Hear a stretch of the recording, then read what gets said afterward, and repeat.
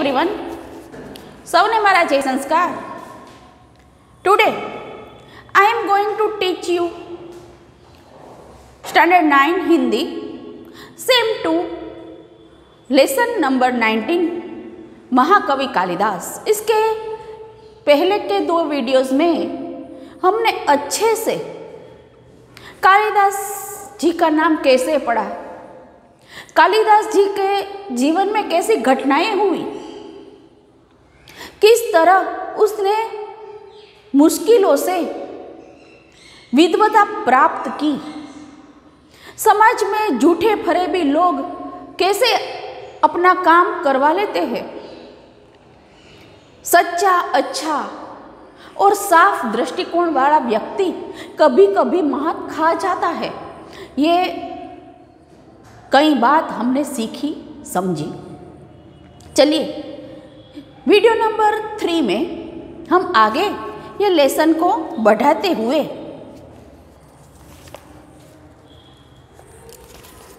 कि अब कालिदास जी बहुत बड़े विद्वान होने लगे. ईश्वर की कृपा सदैव बरसने लगी. काली माँ की कृपा से वो इतने विद्वान हुए, लायक हुए. अपनी पत्नी उसे दोबारा मिली, वापस मिली, अच्छे तरीके से मिली. उस सब का श्रेय वो माता काली माता को देते हैं और वो जीवन भर काली माता का दास कहलाते हुए अपना नाम कालिदास रखते हैं. प्रकृति का वर्णन उसकी सभी रचनाओं में बेहद ही खूबसूरत लगता था. कालिदास की उपमाएं विश्व विख्यात है. उसकी तुलना कोई न कर सकता, उसका कोई जोड़ नहीं. चरित्र चित्रण में भी महाकवि कालिदास की तुलना नहीं की जा सकती. उनकी कोई बराबरी नहीं कर सकता. उसके पात्रों का व्यक्तित्व अपनापन लिए रहता है. हर बात स्वाभाविकता से उपस्थित होती है. कालिदास को अपने काव्य तथा नाटक के द्वारा बार बार यही बताना चाहते हैं कि राजा प्रजा का शासक नहीं, उसका रक्षक और पिता भी है. कालिदास अपने पथ पर बहुत ही अच्छे से आगे बढ़ते जाते हैं. प्रकृति चित्रण हो उसकी कोई बराबरी नहीं कर सकता. वो ऐसा चित्रण करते हैं, ऐसा निर्माण करते हैं कि मानो हमारे सामने वो दृश्य खड़ा हो जाता है. हम यहाँ मौजूद है ऐसा हमें लगता है, इसकी कोई जोड़ न मिले. ऐसा बेहद प्रकृति चित्रण उसने दिया है. प्रकृति के तत्वों से उसने बहुत सारा वर्णन लिया है. ज्यादातर उनके साहित्य का जो ध्येय है वो प्रकृति है. अपने काव्यों, अपने नाटकों के द्वारा उसने बार बार ये कहना उचित समझा कि राजा है वो प्रजा का शासक नहीं है, बल्कि उसका रक्षक है, उसका पिता है. क्योंकि कालिदास जी ने खुद विक्रमादित्य जैसे सच्चे और अच्छे राजा के भीतर रहकर, उसके राज्य के भीतर रहकर कई कल्पनाएं की, कहीं सर्जन किए, कहीं सफलताएं प्राप्त की. उन दिनों समाज में नारी का क्या स्थान था, इस बात का पता भी हमें कालिदास की रचनाओं से मिलता है. समाज में नारी को सम्मान और श्रद्धा की दृष्टि से देखा जाता था और उसे नृत्य, संगीत, चित्रकला आदि की शिक्षा दी जाती थी. उस समय स्त्रियों का मूल्य था समाज में. लोग उसकी और इज्जत की दृष्टि से देखते थे. स्त्रियों को घर की 4 दीवारों में कैद नहीं की जाती थी. उसके अंदर की जो विशेषता थी, उसके अंदर की जो क्षमता थी, वो बाहर लाने के लिए घर वाले, समाज उसकी मदद करते थे और उन समय में स्त्रियों को चित्रकला, नृत्य, संगीत कला जैसी शिक्षाएं प्राप्त करने का अधिकार था। महाकवि कालिदास के 7 प्रमुख ग्रंथ हैं। उनमें से पहला ग्रंथ है ऋतुसंहार। ये एक उत्तम काव्य है। इसमें कालिदास जी ने अपनी सूक्ष्म दृष्टि का परिचय दिया है। ऋतुओं तथा प्रकृति का जितना सुंदर चित्रण काव्य में है, उतना कालिदास के अन्य ग्रंथों में नहीं है। एक फ्लेक्सिबिलिटी कि ऋतुओं का जो बहुत ही बेहद सुंदर वर्णन वो नाटकों में नहीं किया, काव्यों में किया। ये ज्यादातर कठिन बाबत भी है। काव्य में ऋतु का वर्णन करना, अपने भाव का वर्णन करना, दोनों बातों का समन्वय करना थोड़ा मुश्किल है। लेकिन कालिदास जी पर स्वयं माँ काली की कृपा थी। वो तेजी से अपने पथ पर आगे बढ़ते हैं, आगे ही बढ़ते हैं बल्कि सफलता प्राप्त करते हैं।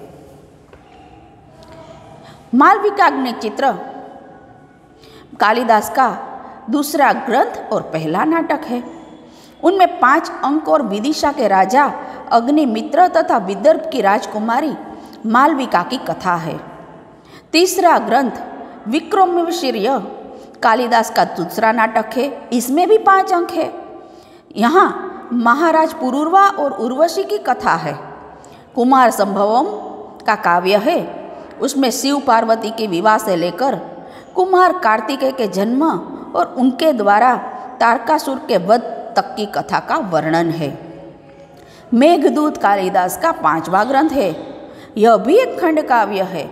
इसके शुरू में कालिदास ने बादल को दूत बनाकर कुबेर की नगरी अलकापुरी तक का मार्ग बताया है। उसके उत्तरार्ध में यक्ष ने अपनी विरहणी को पहचानने का उपाय मेघ को बताया है और संदेश दिया है। इस काव्य में वर्षा काल और विरह का वर्णन खूब निखरा है। इसमें भारत के भूगोल की भी अच्छी जानकारी दी गई है। बेहद प्रसिद्धि पाम वो कथा, इसमें बादलों को दूत बनाकर, संदेशा व्यवहार बनाकर जो वर्णन किया है वो अति उत्तम है। उसका यहाँ पर शब्दों में वर्णन किया नामुमकिन है। बन सके तो महाकवि कालिदास की सारी रचनाएं गुजराती में या इंग्लिश में या फिर हिंदी में ट्रांसलेट करके पढ़िएगा जरूर, तभी उसकी महानता का ख्याल हमें आएगा। और इस काव्य के बल पर हमें ये फायदा मिलता है कि तब उस वर्ष में भारतवर्ष की भूगोल कैसी थी उसका भी थोड़ा बहुत अंदाजा आ जाता है, लगाया जा सकता है। रघुवंश एक महान काव्य है। कवि कालिदास ने रघुवंश की कथा कहने से पहले ही कह दिया कि कहाँ सूर्य से उत्पन्न हुआ ये वंश, कहाँ मोटी बुद्धि वाला, मैं तिनको से बनी छोटी सी नाव लेकर अपार समुद्र को पार करने की सोच रहा हूँ। सूर्यवंश में दिलीप से लेकर कुश और उनके उत्तराधारियों की तक की कथा रघुवंश में है। सफल हुए, विद्वान हुए, फिर भी उसमें घमंड नहीं आया। रघुवंश की रचना करते हुए उसने पहले से ही कह दिया कि मैं बहुत छोटा व्यक्ति हूं। रघुवंश के बारे में लिखना मेरे लिए एक तिनके की नाव लेकर समंदर पार करने जैसा मुश्किल काम है, नामुमकिन काम है। वो किसी भी अच्छी रचना का श्रेय खुद को नहीं देते थे। यही उसके चरित्र की बहुत बड़ी विशेषता थी कि वो अभी खुद को छोटा ही मानते हैं, छोटा ही महसूस करते हैं। जब हम में घमंड आ जाता है, व्यक्ति में घमंड आ जाता है, तब वो फूलकर अपना कद बढ़ा लेता है और मिथ्याभिमान के कारण वो वापस धरती पर पटकता है। किसी भी बात के लिए हमें घमंड नहीं करना है। घमंड कभी किसी का टिका नहीं टिकेगा। जो व्यक्ति असल में अच्छे से सच्चे में ज्ञानी है, वो कभी किसी बात का घमंड नहीं करते और ना ही किसी के खिलाफ साजिश करते हैं। महाकवि कालिदास का 7वां और सर्वोत्कृष्ट ग्रंथ है अभिज्ञान शकुंतलम। ये उनका 3रा नाटक है और उसमें 7 अंक है। महाकवि ने इस नाटक में राजा दुष्यंत और शकुंतला की कथा कही है। इस तरह महाकवि कालिदास आज भी हमारे संस्कृत साहित्य में अमर है। उनकी रचनाओं में तत्कालीन साहित्य, शासन, राजनीति, समाज, जन विश्वास, भूगोल, ललित कला, स्थापत्य आदि सभी की झलक मिलती है। महाकवि कालिदास बहुत ही हमारी भाषा को, संस्कृत भाषा को समृद्ध कर गए। उसके दी बेस्ट 7 ग्रंथ है। उसमें सबसे उत्कृष्ट, सबसे बेस्ट ग्रंथ अभिज्ञान शकुंतलम है। उसमें राजा दुष्यंत और शकुंतला की कथा है। टोटल 7 अंक जैसे विशाल शब्द समूह में उसने सारी कथा का बहुत अच्छे से विवरण किया है। उसके उपरांत उसके सभी ग्रंथों में, सभी रचनाओं में ललित कला, स्थापत्य कला, जनजीवन, यहाँ के प्रॉब्लम्स, सभी बाबतों का समावेश किया है। उस नज़रिए से देखें तो उस समय के भारतवर्ष की छवि हमें दिखाई देती है। अपेक्षा रखती हूँ कि टोटल 3 वीडियोस में ये लेसन आपने अच्छे से सीखा होगा, समझा होगा। कोई बात आपको ना पसंद आई हो या फिर ना समझ में आई हो तो आप ये वीडियोस को फिर से देखें और समझें। मिलते हैं इसके नेक्स्ट वीडियो में, नेक्स्ट लेसन के साथ। तब तक सबको मेरे जय द्वारकाधीश।